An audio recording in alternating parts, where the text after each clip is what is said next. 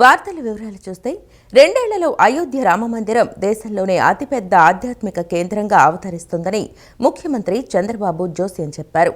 రామరాజ్యం అనేది ప్రతి ప్రభుత్వానికి ఓ ప్రామాణికమని కొనియాడారు. శ్రీరాముని ఆదర్శాలు కాలాతీతమైనవని, అవి మనందరికీ పాఠాలని పేర్కొన్నారు. సుపరిపాలనకు రామరాజ్యమే బెంచ్ మార్క్ అని ముఖ్యమంత్రి చంద్రబాబు వ్యాఖ్యానించారు. మంచి పరిపాలనను రామరాజ్యంతోనే పోల్చుకుంటామని అన్నారు. ఆదివారం అయోధ్యలో శ్రీరాముడిని దర్శించుకుని ప్రత్యేక పూజలు నిర్వహించారు. అనంతరం మీడియాతో మాట్లాడారు. అత్యుత్తమ పాలనకు రాముడి పాలనే కొలమానంగా తీసుకుంటామని అన్నారు. అయోధ్యలో నిర్మించిన రామమందిరం మన సంస్కృతి సంప్రదాయాలకు ప్రతీకగా నిలుస్తుందని అన్నారు. ఎన్నో వివాదాల అనంతరం ఆలయం నిర్మితమై దేశ ప్రజల కల సాకారమైందని పేర్కొన్నారు. భారత్లో ఆధ్యాత్మిక కేంద్రంగా అయోధ్య రామాలయం మారిందని తెలిపారు. ఆలయ నిర్మాణంతో పాటు యూపీలో సుపరిపాలన అందిస్తున్న యోగి ఆదిత్యనాథ్ ప్రభుత్వాన్ని ముఖ్యమంత్రి చంద్రబాబు ప్రశంసించారు.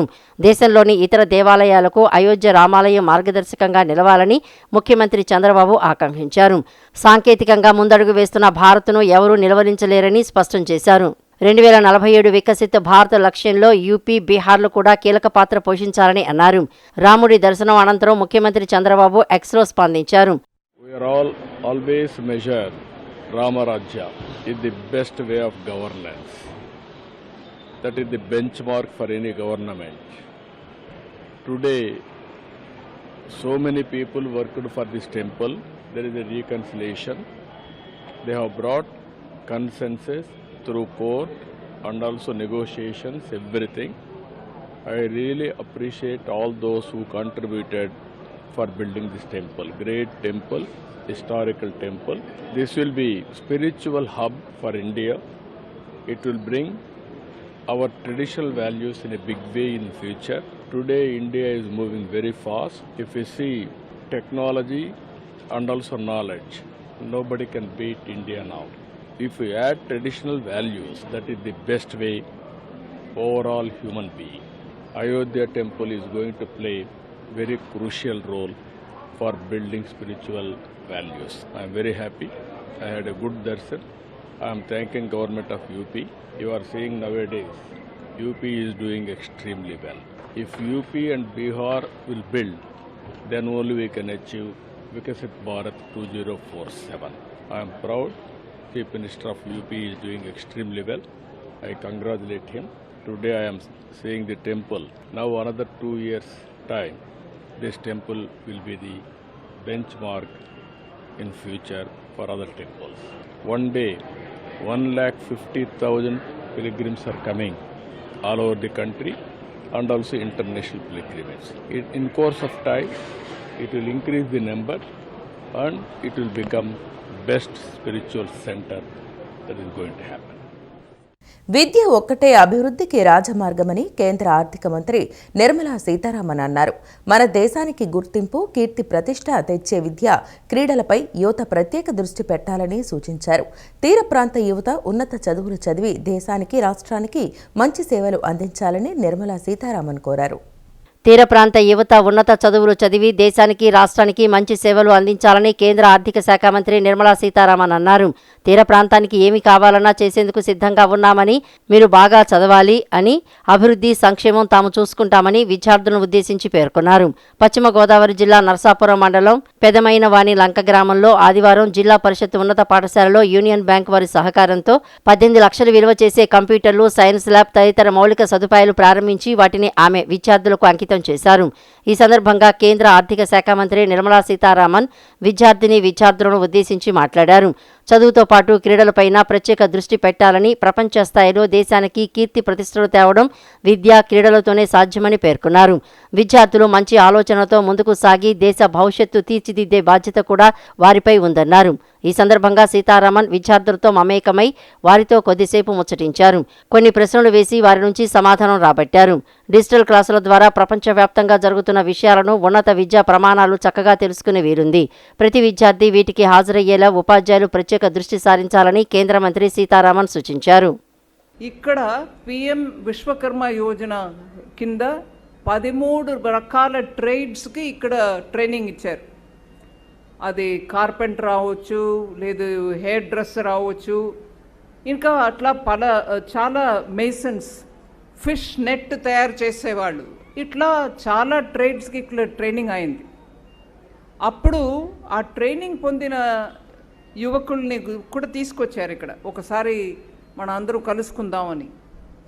వాళ్ళందరికీ కూడా హైదరాబాద్లో లేకపోతే శ్రీ సిటీలో ఉద్యోగం వెంటనే ఆ ట్రైనింగ్ తర్వాత దొరికి ఇక్కడ వచ్చి నాకు ఉద్యోగం దొరికిందండి, దీనివల్ల దొరికింది, ఈ ట్రైనింగ్ వల్ల దొరికింది అని వచ్చి మాట్లాడారు.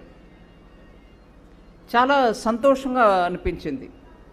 కానీ దాని తర్వాత ఇంకో ఒక మెప్పు మన గ్రామానికి దొరికింది. ఏంటంటే ఆల్ ఇండియాలో ప్రతి డిస్ట్రిక్ట్లో కూడా పిఎం విశ్వకర్మ ట్రైనింగ్ దొరికింది.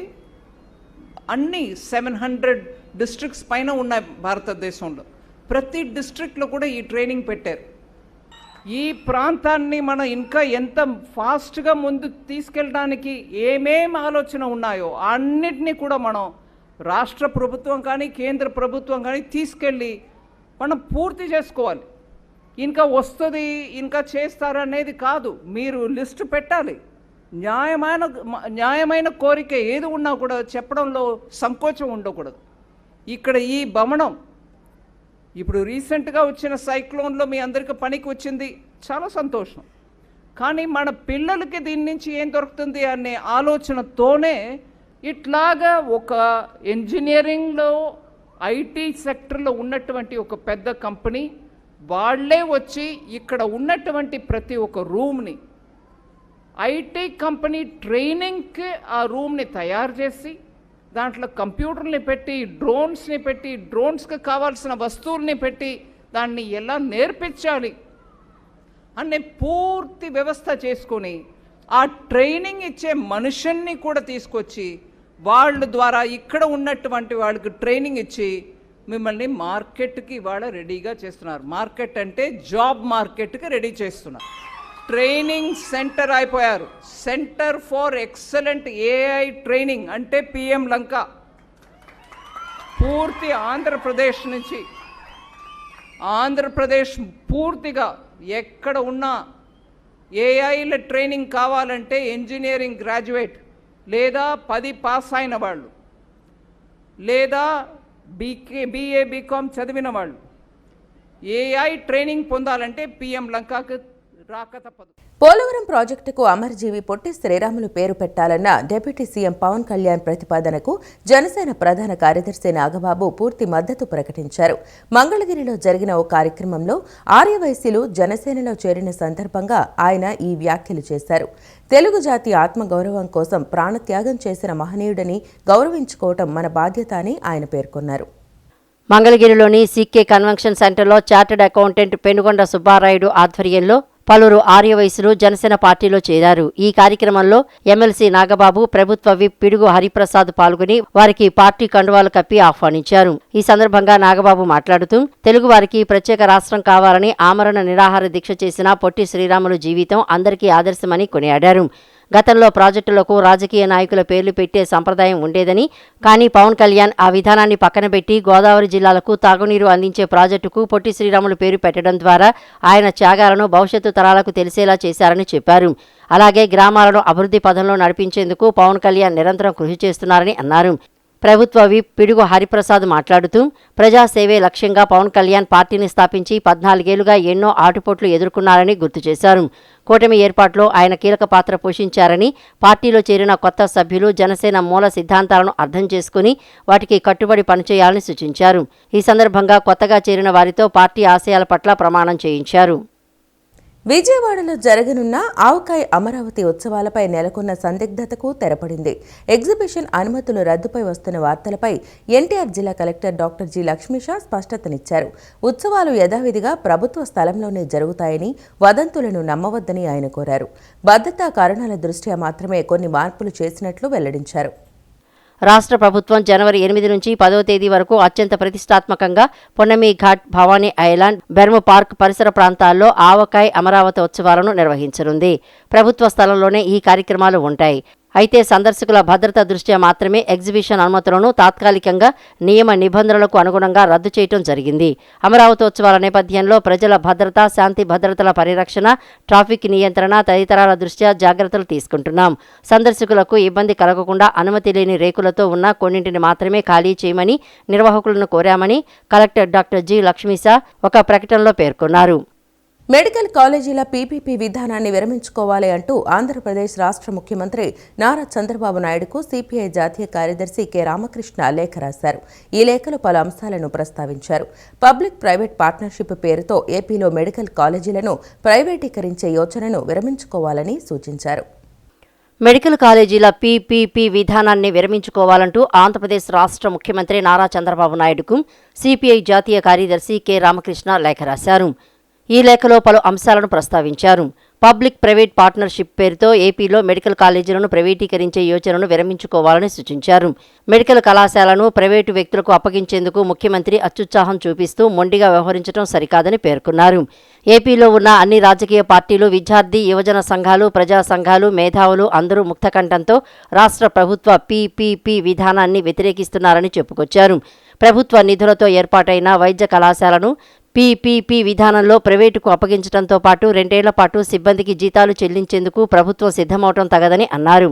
విద్యార్థుల నుంచి ఫీజులు వసూలు చేసుకునేందుకు మాత్రమే ప్రైవేటుకు అవకాశం కల్పించడం విచారకరమని పేర్కొన్నారు. కూటమి ప్రభుత్వం అనుసరిస్తున్న పీపీపీ విధానం ప్రభుత్వ, ప్రజల ఆస్తులను ప్రైవేటు వ్యక్తులకు దోచిపెట్టడమేనని విమర్శించారు. టెండర్లు వేసేందుకు కూడా ఎవరూ రాని పరిస్థితుల్లో మంత్రి సత్యకుమార్ మాత్రం టెండర్లు వేసేందుకు ముందుకు వస్తున్నారని, అవాస్తవాలు ఎందుకు చెబుతున్నారని ప్రశ్నించారు. ఎన్టీఆర్ ట్రస్ట్ ద్వారా వందలాది మందికి విద్యను అందించడం అభినందనీయమని పేర్కొన్నారు. కానీ ప్రభుత్వ రంగంలోని వాటిని ప్రైవేటుకు అప్పగించి ట్రస్ట్ ద్వారా మాత్రం కొందరికి చదువులు చెప్పించి మిగిలిన వారిని గాలికి వదిలేయటం సబబేనా అని నిలదీశారు. ఏపీలోని విద్య, వైద్య రంగాలను ప్రైవేటుకు అప్పగిస్తే పేద, సామాన్య, మధ్యతరగతి వర్గాలకు అవి అందుబాటులో ఎలా ఉంటాయని రామకృష్ణ ప్రశ్నించారు. రాష్ట్ర ముఖ్యమంత్రి నారా చంద్రబాబు నాయుడు నిన్న సాయంత్రం గన్నవరం విమానాశ్రయంలో కేంద్ర ఆర్థిక మంత్రి నిర్మలా సీతారామన్తో మర్యాదపూర్వకంగా సమావేశమయ్యారు. ఈ భేటీలో ఏపీ అభివృద్ధికి సంబంధించిన పలు కీలక అంశాలపై చర్చించారు. నిన్న నిర్మలా సీతారామన్ ఏపీలో పలు కార్యక్రమాల్లో పాల్గొన్నారు. అంతకుముందు పశ్చిమ గోదావరి జిల్లాలో కేంద్ర మంత్రి నిర్మలా సీతారామన్ పలు కార్యక్రమాల్లో పాల్గొన్నారు. విశ్వవ్యాప్త కథోలిక శ్రీసభలో యేసుక్రీస్తు జయంతి 2025 జూబిలీ ముగింపు వేడుకలు నూతన అధ్యాయానికి నాంది పలుకుతూ చారిత్రాత్మక ఘట్టంగా మిగిలిపోతాయని Vijayawada catholic diocese most reverend bishop Telagathoti Joseph Rajarao ఉద్ఘాటించారు. పోప్ లియో 14 వాటికన్ అధికారిక ప్రకటన నేపథ్యంలో ప్రపంచవ్యాప్తంగా అన్ని దేశాలలోని అన్ని కేథలిక్ డయోసిస్లలో డిసెంబర్ 28వ తేదీన యేసుక్రీస్తు జయంతి 2025 జూబిలీ ముగింపు వేడుకలను నిర్వహించడం విశ్వాసులలో మరింత ఆత్మవిశ్వాసాన్ని నింపుతుందని బిషప్ తెలిపారు. విశ్వవ్యాప్త కథోలిక శ్రీసభలో యేసుక్రీస్తు జయంతి 2025 జూబిలీ ముగింపు వేడుకలు నూతన అధ్యాయానికి నాంది పలుకుతూ చారిత్రాత్మక ఘట్టంగా మిగిలిపోతాయని Vijayawada catholic diocese most reverend bishop Telagathoti Joseph Rajarao ఉద్ఘాటించారు. బెన్ సర్కిల్ సమీపంలోని పటమట నిర్మల హైస్కూల్ పక్కన ప్రఖ్యాతిగాంచిన సెయింట్ పాల్స్ కేథడ్రిల్లో ఆదివారం సాయంత్రం జరిగిన యేసుక్రీస్తు జయంతి 2025 జూబిలీ ముగింపు వేడుకల్లో ఆయన ముఖ్య అతిథిగా పాల్గొన్నారు. ఈ సందర్భంగా బిషప్ జోసెఫ్ రాజారావు దైవ సందేశమిస్తూ విశ్వశాంతి దూత దివంగత పోప్ ఫ్రాన్సిస్ వారు 2025 సంవత్సరాన్ని యేసుక్రీస్తు జయంతి 2025 జూబిలీ వేడుకలుగా ప్రకటించిన విషయాన్ని గుర్తు చేశారు. ప్రస్తుత జగద్గురువులు పోప్ లియో 14వ వాటికన్ అధికారిక ప్రకటన నేపథ్యంలో ప్రపంచవ్యాప్తంగా అన్ని దేశాల్లోని అన్ని కేథలిక్ డయోసిస్లో డిసెంబర్ 28వ తేదీన యేసుక్రీస్తు జయంతి 2025 జూబిలీ ముగింపు వేడుకలను నిర్వహించడం విశ్వాసుల్లో మరింత ఆత్మవిశ్వాసాన్ని నింపుతుందని తెలిపారు.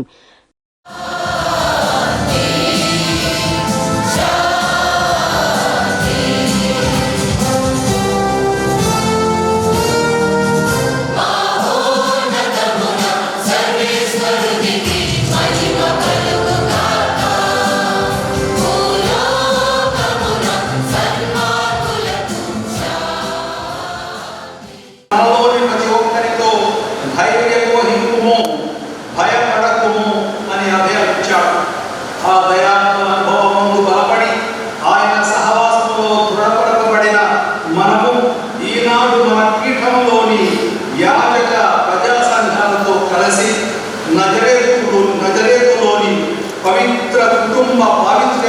కొనియాడుచుండగా ఈ కృతజ్ఞతార్చన ద్వారా ఈ ప్రభువునకు కృతజ్ఞతలు అర్పిస్తూ ప్రభువు నుండి పాపక్షమాపణ పొంద మన పాపములను పొందము. విజయవాడ కథోలిక్ పీఠం మోన్సిన్యూర్ సెయింట్ పాల్స్ కథెడ్రల్ విచారణకర్తలు రెవరెండ్ ఫాదర్ మువ్వల ప్రసాద్ మాట్లాడుతూ కథోలిక తెలుగు శ్రీ సభకు యువతీ యువకులు ముఖ్య భూమిక పోషిస్తూ సమైక్యతను చాటి చెప్పే విధంగా ముందుకు సాగాలని పేర్కొన్నారు.